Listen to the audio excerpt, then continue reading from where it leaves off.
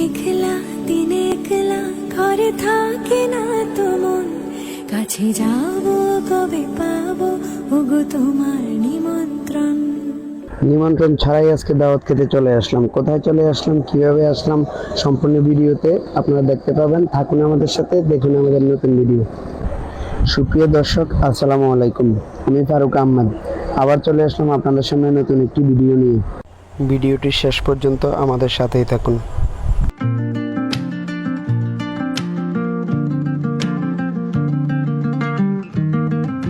বদুয়ার বাজার বিশ্ব রোড থেকে রওনা দিয়ে সুয়াগাজী বাজার অতিক্রম করলাম। আরো কিছুক্ষণ রাইড করার পর আমরা মিয়া বাজার অতিক্রম করলাম। মিয়া বাজার অতিক্রম করার সাথে সাথে হালকা হালকা বৃষ্টির ফোঁটা এসে চোখে মুখে লাগলো, হাতে লাগলো। যাই হোক, গন্তব্যে পৌঁছাতেই হবে, যেভাবে হোক আজকে যাবই যাব।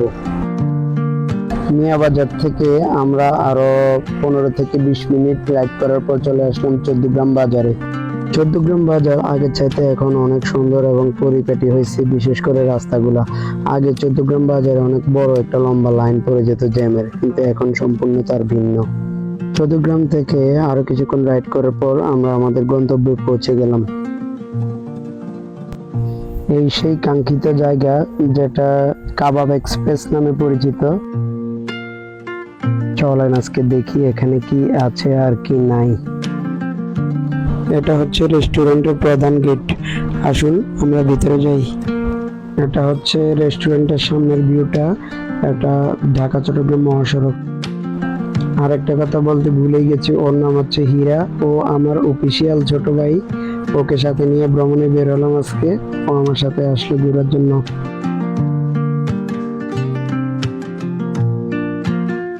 প্রধান গেট দিয়ে ঢোকার সময় হাতের ডান পাশে এরকম একটা সুন্দর জায়গা পাবেন, যেখানে বসে অনেক সুন্দর একটা ছবি তুলতে পারবেন। আমরাও সেটাই করলাম।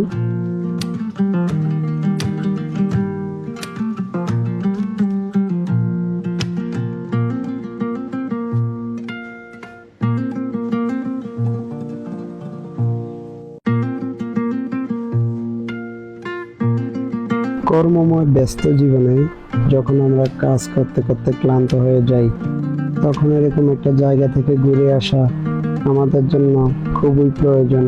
কারণ ভ্রমণ শুধু শরীরকেই শান্তি দেয় না, আত্মাকেও প্রশান্ত করে।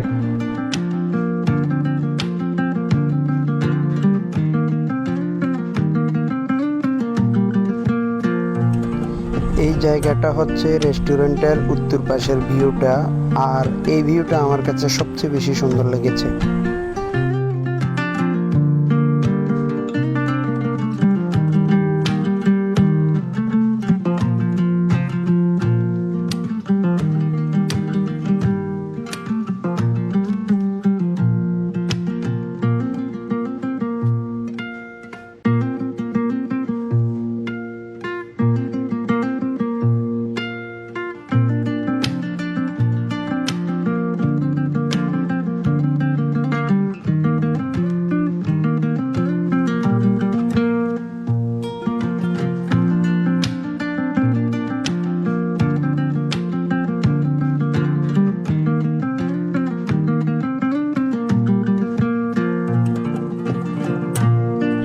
এই রেস্টুরেন্টের মধ্যে আমার কাছে সবচাইতে আকর্ষণীয় মনে হয়েছে ছোট ছোট পানির এই লেকগুলা।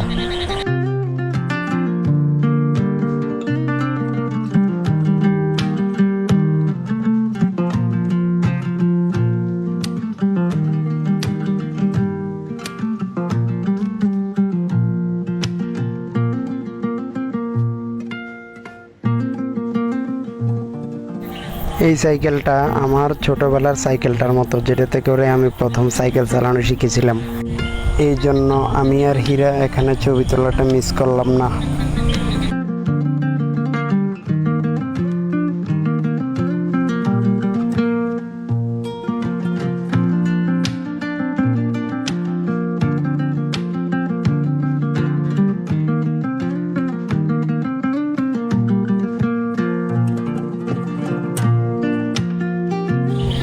এটা হচ্ছে রেস্টুরেন্টের দক্ষিণ পাশের ভিউ, আর এখান থেকেই খাবারের ক্যান্টিনের দিকে যেতে হয়। আমরা যেহেতু হাঁটতে হাঁটতে ভিডিও করতে করতে অনেক ক্লান্ত হয়ে গেছি, সেজন্য আমরা খাবারের ক্যান্টিনের দিকে এগোলাম আর দেরি না করে।